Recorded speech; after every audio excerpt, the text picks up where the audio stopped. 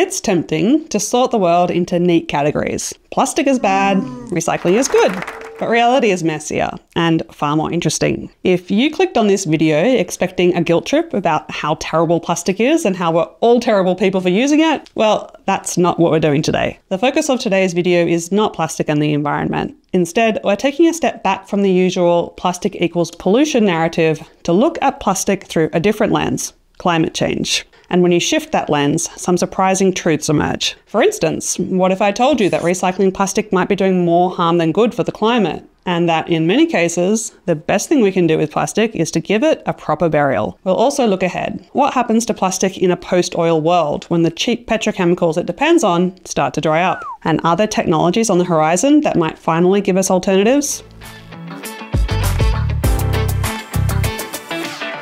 Hi, I'm Rosie, founder of Partalook Consulting. We advise on clean energy technologies, assisting startups with their development and helping investors assess the landscape. Welcome to Engineering with Rosie. Today, rather than viewing plastic as strictly good or bad, I invite you to adopt a more nuanced perspective with me and see where we land. Before we dive in, a quick shout out to the amazing Engineering with Rosie Patreon team who make this kind of deep dive content possible. Your support means I can take on more honest topics like this one, where the answers aren't always neat or marketable, but they matter. You can join us on Patreon, and I have just added YouTube membership as another option to join the team.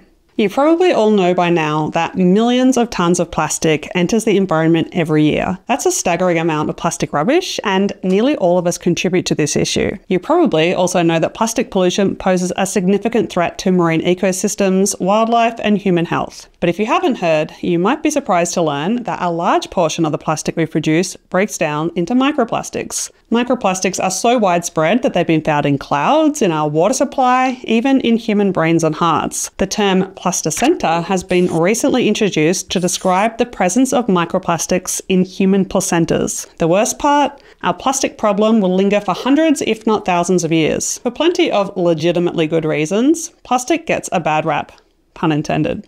Plastic tends to get lumped in with fossil fuels as a climate problem. Why is that? Probably because over 99% of plastics are made from petrochemicals, which are derived from fossil fuels like oil and gas. They are not a byproduct of oil and gas development, but rather a product made from the raw materials extracted from fossil fuels. But not all plastics are created equal. Some plastics hold critical jobs and are practically irreplaceable. And many of our plastic products can actually help reduce the greenhouse gas emissions contributing to climate change. Life cycle assessments of plastics indicate that often using plastic products leads to lower greenhouse gas emissions overall when compared to materials like paper, metal, or glass. Why is that? It's largely due to the lightweight nature of plastic, as well as production efficiency and the end-of-chain benefits of using plastics, such as reduced waste and spoilage, as well as energy-saving effects. Let's look at a few examples. Some plastic-wrapped fruits and vegetables, such as cucumbers, last longer than unwrapped ones, which reduces food waste, a significant source of emissions. Especially at the retail level, plastic wrap maintains food freshness by creating a barrier against moisture loss and oxygen exposure. A 2022 study found that shrink-wrapping cucumbers imported from Spain to Switzerland reduced retail losses by approximately 5%. You may have noticed an increase in alternatives to plastic food wrappers appearing in your grocery store. While paper and compostable barriers are made from renewable sources that have greater potential to be biodegradable, recyclable, or compostable, they often fail to offer the same level of protection as plastic. Their production processes, bulkiness, and weight can lead to higher transportation footprint. And as far as climate is concerned, the heavier our food products and the more food waste we create, the higher CO2 footprint, or should we say, food print. In terms of energy production, wind turbine blades made from plastic composites are stronger, lighter, and more aerodynamic than older aluminium designs, which are prone to early fatigue failure. Additionally, aluminium blades are more costly and difficult to shape compared to those made from plastic. Again, where climate is concerned, less efficient, more expensive wind turbines would result in reduced wind energy production. You know what that means: an increase in fossil fuel generation. Another example of where plastics pack a powerful climate change reducing punch: plastic composites also reduce the weight of cars and aircraft, improving energy efficiency. And I bet you can guess what I'm going to say next. Heavier metal vehicles use more energy to operate, and more energy means higher CO2 emissions. Finally, foam-based plastic insulation in buildings improves thermal efficiency, reducing the energy need for heating and cooling. Materials like mineral wool and other natural fibres can be bulkier and less efficient per millimetre, resulting in less efficient heating and cooling and an increase in overall energy and therefore CO2 emissions. These examples demonstrate how plastic can be a practical component of solutions that reduce greenhouse gas emissions. From a climate perspective, plastics might not be as problematic as we often assume. Given the many benefits plastics can offer the world, if we manage their life cycle properly, we can minimise or even eliminate end-of-life emissions. The issue with plastics is complex, but the core problem is pollution, not emissions. In fact, many popular solutions to address plastic waste, such as recycling, may exacerbate our climate challenges. Before diving into why recycling may not be the ideal solution for our plastic problem, let's examine how recycling became such a popular approach for managing plastic waste. Reusing and repurposing items isn't a new concept. Throughout history, humans have been resourceful with their natural materials. In prehistoric societies and among indigenous cultures today, people have used every part of an animal, hides, bones, and sinews alike. Nothing was wasted. When tools broke, they weren't thrown away, they were reshaped into something new. Around 400 BC, people in ancient Athens melted bronze objects to repurpose them, a process called chrysoreus. Along with the Greeks, the Romans also recycled metal and glass, resources that were considered scarce and valuable. The ancient Romans also repurposed stones called spolia from their buildings and other structures. Looking at the history of paper recycling, the ancient Egyptians repurposed worn-out papyrus scrolls for various purposes, including making mats, boxes, and baskets, as well as creating rope and sandals. However, the earliest recorded practice of recycling paper dates back to the 9th century in Japan. Believe it or not, recycled paper was valued higher than new paper in ancient Japan. In addition to practical and economic reasons, Japanese culture values the beauty that comes with age and wear. The Japanese find deep value in the old and unused, which aligns with an aesthetic principle found in Japan called wabi-sabi, a love for the imperfect, transient, and incomplete. Before the development of modern recycling strategies, materials such as paper, cloth, and metal were recycled within local communities in medieval Europe. And in pre-industrial times, metals such as scrap bronze were collected and melted down for continuous reuse. Individuals also collected and sold scraps for reuse in what was known as the rag and bone trade. The British also collected dust and ash from fires as a base material for brickmaking.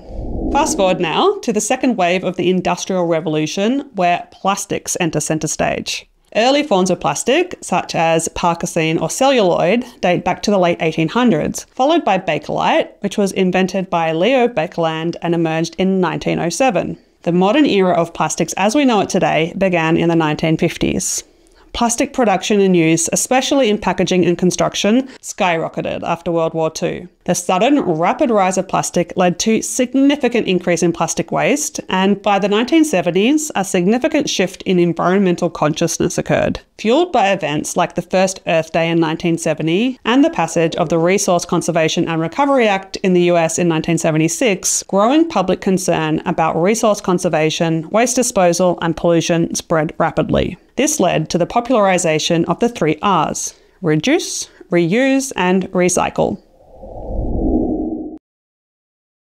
Despite the reduce, reuse, recycle mantra and campaigns around it, recycling has, for the most part, been ineffective at offsetting the impact of rising global plastic production. Why is that? For many people, recycling is the easiest action of the 3 R's to participate in. It's a super tangible activity that gives us agency with the reward of an instant dopamine boost, or at least I get a little boost when I put something in the recycling instead of in the rubbish. It doesn't really require much time or effort. We get to see the recycling bin fill up faster than the rubbish bin, and it's like a gold star chart from kindergarten for adults. But are you tempted to throw things into your recycling bin that you suspect can't be recycled?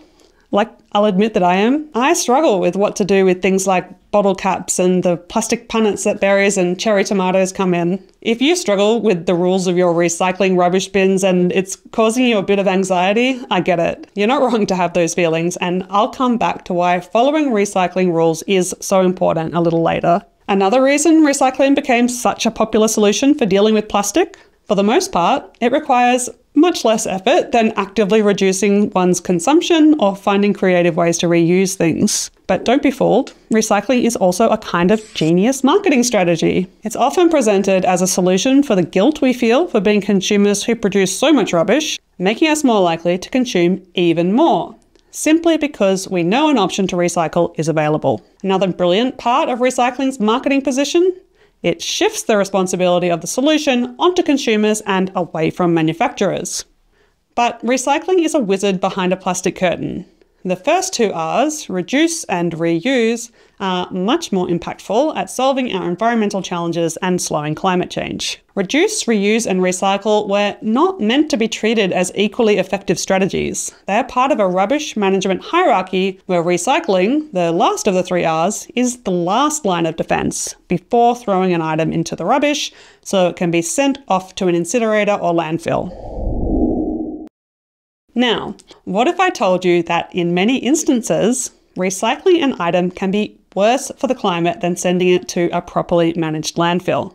Today, humans have produced approximately 10 billion tonnes of plastic. Sadly, only a very small amount of that has been recycled. The truth is, global recycling rates are abysmally low at 9%, while plastic production has grown exponentially from 2 million tonnes in 1950 to the current annual figure of 400 million tonnes. And public perception of what we think is being recycled is about 5 times higher compared with what is really being recycled. In the case of plastics and climate change, recycling is part of the problem. Let's break that down further.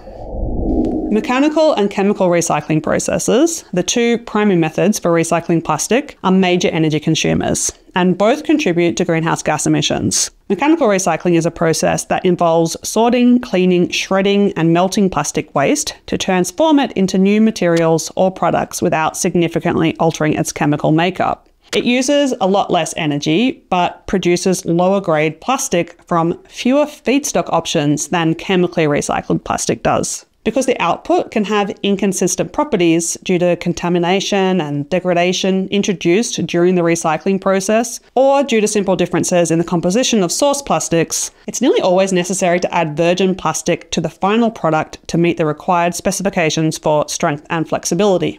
An example of a commonly mechanically recycled plastic is your recycled PET water or milk jug. These are number 1 plastics, and they typically have a 70-30 ratio of recycled to virgin plastic. Most plastics that get recycled are PETEs, that's your soft drinks, water juice, and oil containers, as well as HDPEs, which include milk jugs, personal care, and cleaning products. These plastics are labelled with a number 1 or 2 respectively. Unfortunately, higher numbered plastics largely bypass our recycling systems entirely.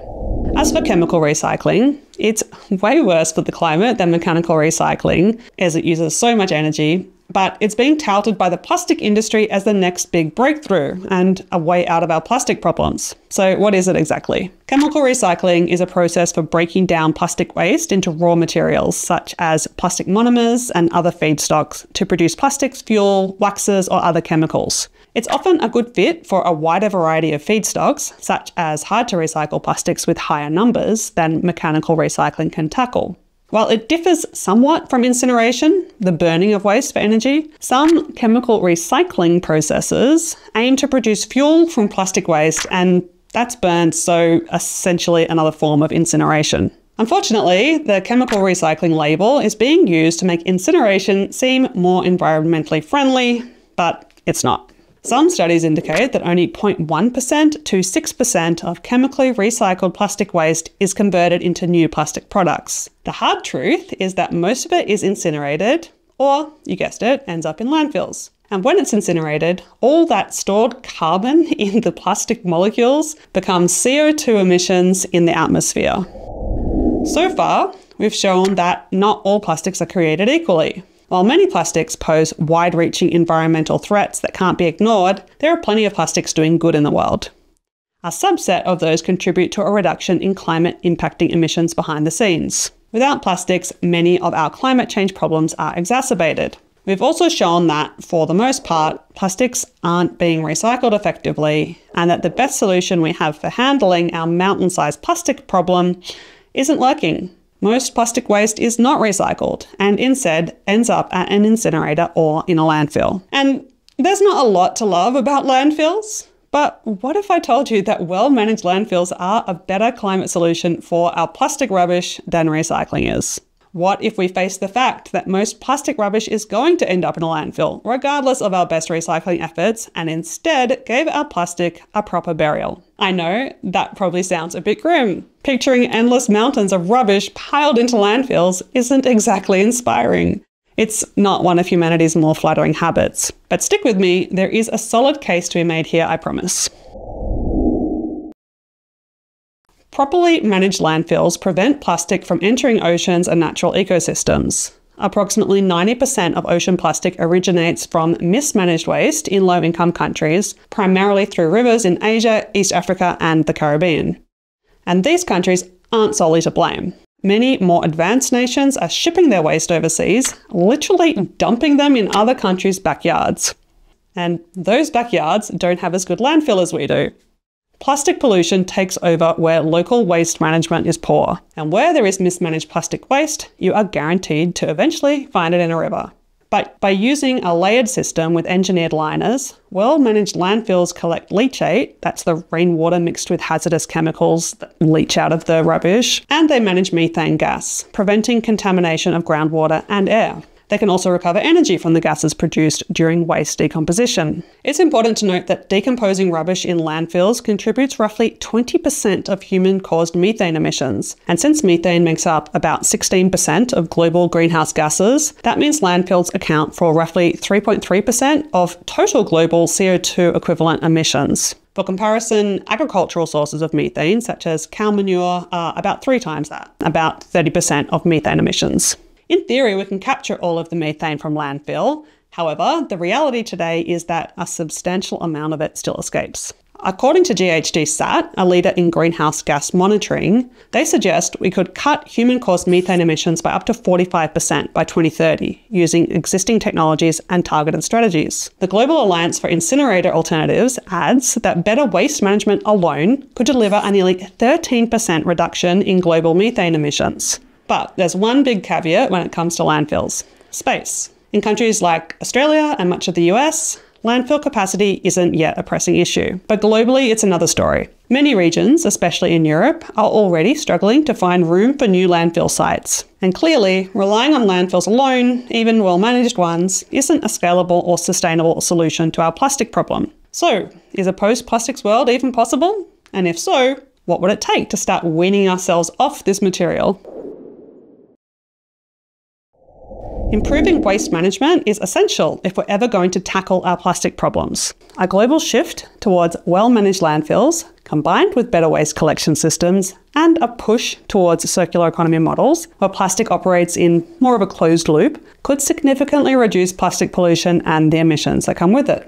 Many companies are already working towards this vision, but before we get swept up in solutions, let's revisit a key idea. While it's really tempting to put things into neat categories like plastic is bad or recycling is good, good versus bad thinking is a lazy simplification that serves our egos more than the climate or the environment. As I mentioned at the start, plastics can prevent food waste, help reduce fuel usage, and produce clean electricity. So when you're standing at your recycling and rubbish bins, fretting over what to do with that tomato punnet, remember, it's so much better for a piece of plastic rubbish to end up in a well-managed landfill than to risk contaminating the recycling stream, potentially leading to entire batches being rejected, incinerated, or even shipped overseas to countries with inadequate waste management. If you want to make a difference, stick closely to your local recycling guidelines. Tossing non-recyclables into the bin in protest doesn't change the system, it just makes it harder and costlier to run and lowers the quality of the recycled plastic that does make it through. Misplaced plastic, whether it ends up in the wrong bin or on the wrong continent, often escapes proper disposal entirely. And when it lands at the ocean, the cost is counted in emissions, ecosystems, and animal lives. I've just talked about how a lot of so-called solutions don't always live up to the hype, and that reminds me of something in my own work. I've made so many attempts over the past few years to automate all the fairly mindless repurposing of content that it eats up hours of my time every week. That's stuff like turning my human-written scripts into a blog for my website or a LinkedIn post. And until now, AI has just consistently wasted even more of my time to give me absolutely nothing I can use. Until now. I've just had an early preview of the brand new Gamma 3.0, and this one actually works. It's their biggest update since their AI launch in 2023, and my favorite feature is a new Gamma agent that is an AI design partner. It takes my own content, my words, my fact-checked facts, and builds it into finished content. Let's say I wanted to give a presentation on this plastics topic. Watch this. Gamma 3.0 is turning this video script into a nice-looking slide deck in seconds. No hallucinations, and most importantly, in my own tone. I can tell it to keep my exact words, or to condense them. I can incorporate a brand theme, add diagrams where needed, or swap in my original graphics. This is the AI design partner I've been waiting for, and you can try it for free at gamma.app. Now, back to plastic. By 2023, global plastic production had reached a staggering 415 million tonnes, with a market value of $600 billion. By 2032, this is projected to soar to $870 billion, a 4.1% annual increase. Plastic is made from oil, and as we transition to renewable energy and electric cars, cheap petrochemicals will dissipate because we don't need the oil for those other things. Are we really going to continue to operate oil refineries solely for plastic production? Hopefully not. So what would it take to reduce our dependence on plastics? And which plastics should we prioritize eliminating? Some emerging technologies offer hope. Bioplastics are being created from food waste. Microorganisms can convert food waste into fats, which are in turn processed into bioplastics. This fermentation-like process offers a more sustainable alternative to traditional plastics, reducing reliance on fossil fuels and potentially minimizing plastic pollution. Another innovation, photoreforming, is a new method for converting plastic waste into clean hydrogen and other valuable chemicals. But I need to be clear. Legitimate substitution would require major systems overhauls in packaging, logistics, and manufacturing. Until then, remember that alternatives like glass, paper, compostables, and bioplastics appear attractive on the surface, but they have downsides too, so it's essential not to mindlessly refuse all plastics. Still, not all plastics are created equal. If you want a rule of thumb, the higher the resin number, the harder it is to recycle, and the more toxic it tends to be. Those are the plastics that we should target first. When it comes to plastic, do the least harm is the best rule to follow, for now. If we want to survive the human-made Plasticine era, we need to start at the top of the waste hierarchy. Prevent, reduce, reuse, and only then recycle. That means cutting down on single-use plastics, choosing reusables, and supporting businesses that minimize packaging. Even if we stop burning fossil fuels tomorrow, the scale and value of the plastic industry means that those production lines won't shut off easily. Plastic isn't going away, but with effort and smart policy, we can learn to coexist with it without drowning in it. That means being responsible consumers, but more importantly, it means holding producers accountable. We can't let companies like Coca-Cola sell us the lie that it's all our fault. And how do we stop them from shifting the blame? We get our heads out of the recycling bin and start looking upstream. Thanks for sticking with me to the end of this probably unpopular opinion. If you're into nuanced climate and engineering content that isn't afraid to challenge feel-good narratives, consider supporting our Patreon or YouTube memberships. You'll get perks like Discord access, project updates, and the chance to suggest topics. The more support we get, the more freedom I have to tackle underreported, sponsor-unfriendly stories. I'll see you in the next one.